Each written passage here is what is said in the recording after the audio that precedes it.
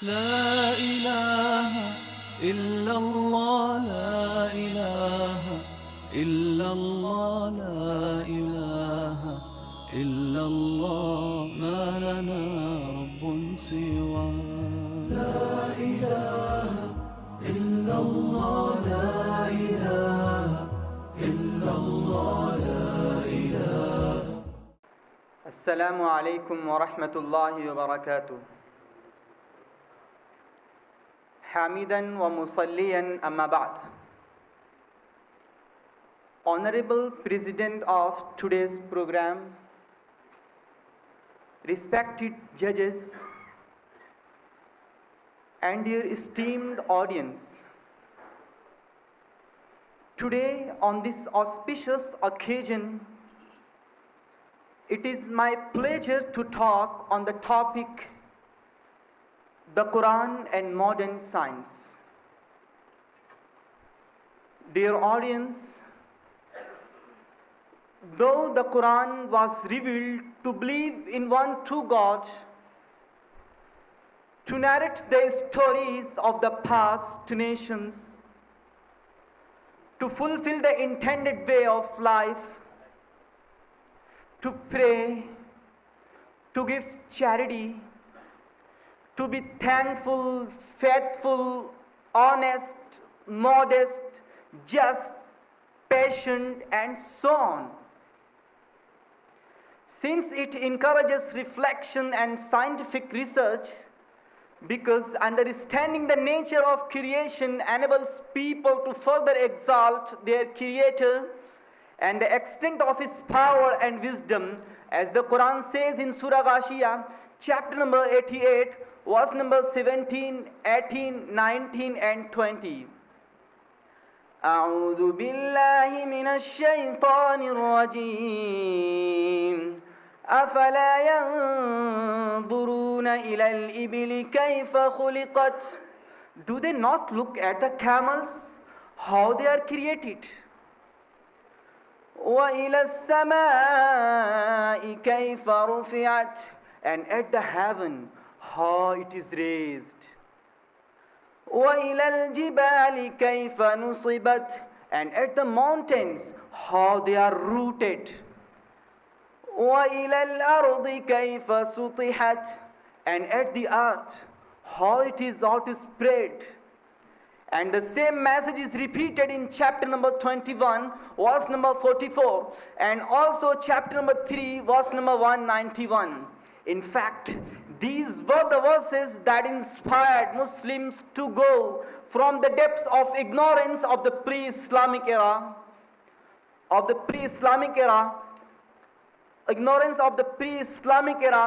to being leaders of the world in the sciences, and the history witnesses that not long after this revelation was sent on, it produced great mathematician Al-Khwarizmi, physician Az-Zahrawi, astronomer As-Sufi, philosopher Ibn Sina, scientist and historian Al-Biruni, physician and astronomer Al-Khazini, and an outstanding philosopher and scientist Ibn al-Hasam, who had stated that initially I studied theology, the Qur'an, and it inspired me to study philosophy and science. Dear intellectuals, it is greatly misunderstood that Qur'an is only the book of theology, and it doesn't contain any other subjects and sciences at all. While a renowned Islamic scholar, Muhammad Juma, has disclosed in his book, Philosophy of Islam, that Quran is composed with 300 subjects and sciences, and most of them have derived from the Quran itself, while other sciences are nourished to learn the Quran. Furthermore, the author of the Az-Zawahir fi Tafsir al-Quran writes in his book that there are 750 verses in the Quran relating to sciences that include astronomy, mathematics, biology, geology, mineralogy, and so on.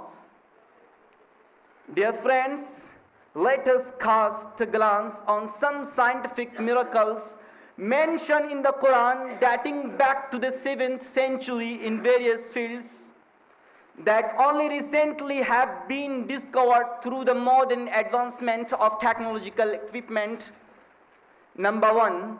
In geology, the modern science has recently discovered that the water cycle in nature is the infiltration of rainwater into the ground. While the Qur'an had stated this theory earlier in Surah Az-Zumar, chapter number 39, verse number 21. أَلَمْ تَرَ أَنَّ اللَّهَ أَنزَلَ مِنَ السَّمَاءِ مَاءً فَسَلَكَهُ يَنَابِيعَ فِي الْأَرْضِ ثُمَّ يُخْرِجُ بِهِ زَرْعًا مُخْتَلِفًا أَلْوَانُهُ.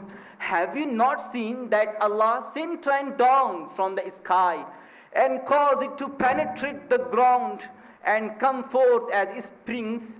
Then He caused crops of different colors to grow. Number 2, in biology, after 100 years, this modern idea was forwarded that the origin of life is aquatic, while the Quran has given this statement in 7th century saying, وَجَعَلْنَا مِنَ الْمَاءِ كُلَّ شَيْءٍ حَيٍّ أَفَلَا يُؤْمِنُونَ. We made every living thing out of water. Will they still not believe? Surah Al-Anbiya, chapter number 21, verse number 30.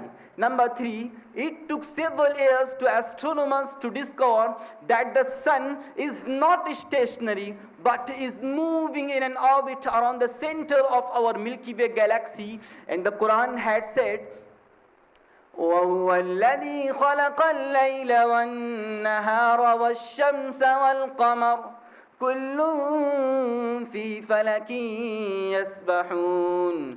It is He who created night and day, the sun and the moon, each floating in its orbit. Surah Al-Anbiya, chapter number 33, verse number 21. These are few examples which are presented here. In fact, nothing here contradicts today's data, and furthermore, none of the mistaken ideas of the time have crept into the Quran. Dear friends, at last, it is up to each person, regardless of his religion, to use his God-given intellect to recognize Allah's signs and to discover the beauty and truth of the Quran. May Allah grant us tawfiq to know the truth. Ameen. Wa akhiru da'wana and alhamdulillahi rabbil alamin. Eastern Crescent is not just an English monthly, but differs from others in many ways.